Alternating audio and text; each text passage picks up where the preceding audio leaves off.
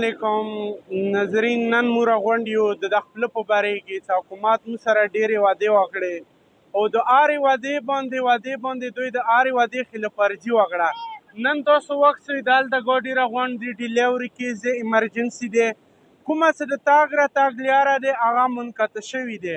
نو حکومت موږ سره ډېرې وعدې وکړې فال به نن وشي سبا به وشي سروې والا راغلو سروې واخیسته خپله په باره کې څه اکشن وانخیستو. نو دا حالات څه دا پال بوته جوړ شي همیشه پورې راپورې ګوډې بند وي ښځو وړکو ته تکلیف وي نو موږ پال غواړو چې جوړ شي. موږ سره د پاکستان حکومت ډېرې وعدې وکړې چې تاسو ته به پلونه منظورېږي دا به کېږي هغې د مو د کور مې دروېزغونه حکومت مو ته نه پال راکوي د مو ډیلیوري کیسونه وي مو خلکو بیمارۍ تکلیفونه وي مو ته ډېر سخت تکلیف دی وروره.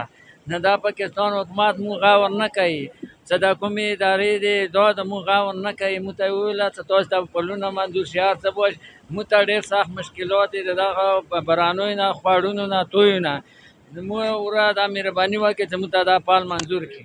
مو د حکومت نه دا مطالبه ده چې دا روډ ورک دا روډ باندې شور چاپیرو ګاډي پورې اوی لوړ دي راپورې اوی لوړ دي ډیلیوري کیسونه او ایمرجنسي رقم ایمرجنسي راتلای شي مهرباني وشي چې موږ په دغه خپل باندې غور وشي.